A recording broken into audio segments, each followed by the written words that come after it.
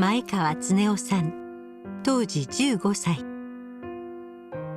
県立広島工業学校2年生だった前川さんは、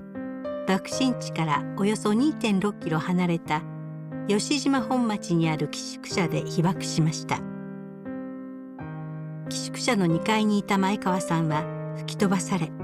倒壊した建物から旧友を助け出し、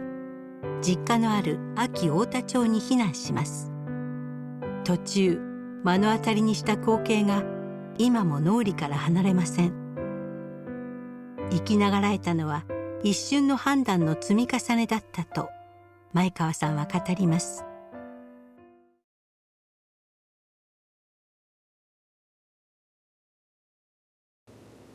飛行機の音がね、南から、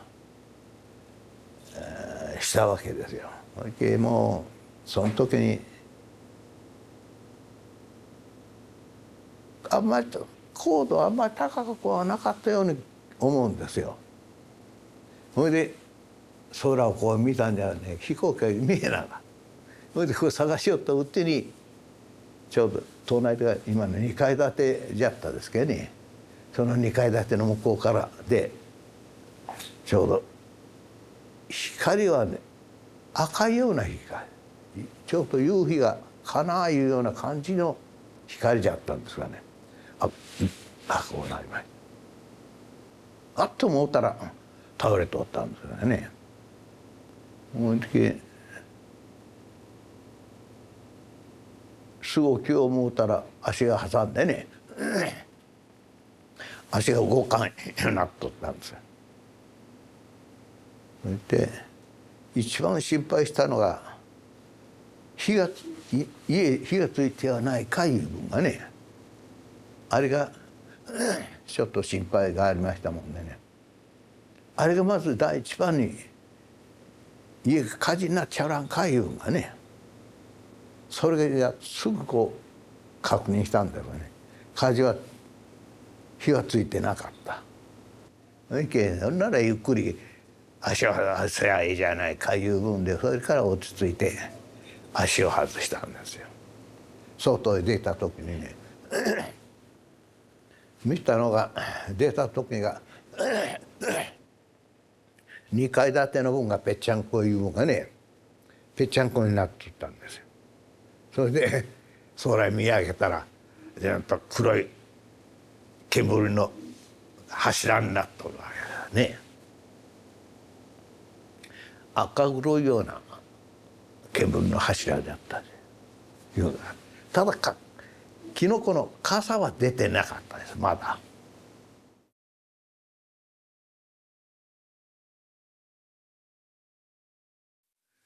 学校の方へ2時に来いいう通知来ましてね、それで寄宿舎から千田町の学校の方へね行ったんですがね、グループになって一応帰れということでね帰ったんです。それから補助しよったらちょうど市役所の前ぐらいのところですかね、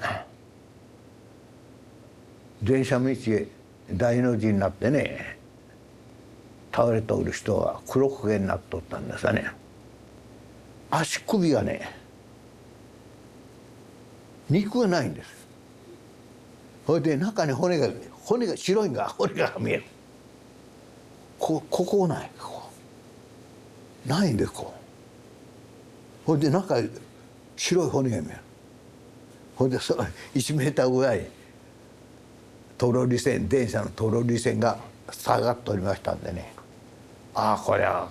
トロリ線のアークでやられたのを言うって下へレールがありましたしね、言うて歩いたんです。言うて歩いたらその黒焦げの人がわしの目を見てぐーっと、びっくりしたと思う。黒焦げですから死んとる思いますわね。雰囲気不要にアークでやれたんじゃのうって、その分はまだ生きとるでよいうような目ですよ。あの時のそれがいまだにそれがねあの目がね。それからはも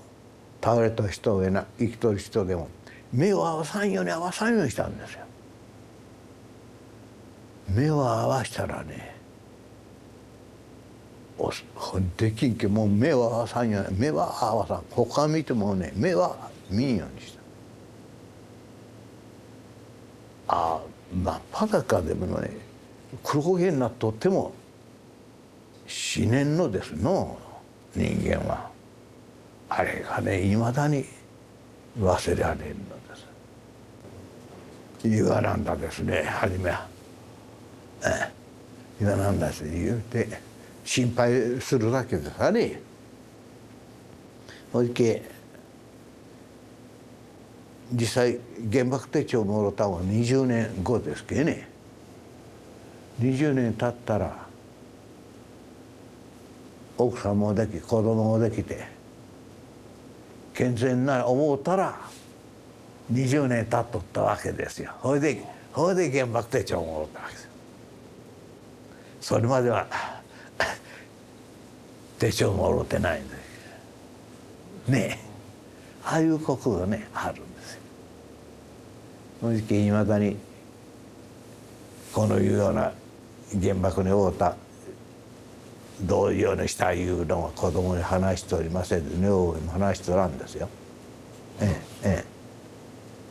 ただこれが原爆を負うたいうのは知っとるでしょうがね。ただこういうような部分を言いたくはないですよ。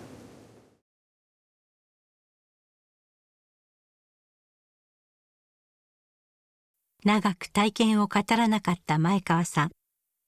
最近の社会は危険なことが迫っていて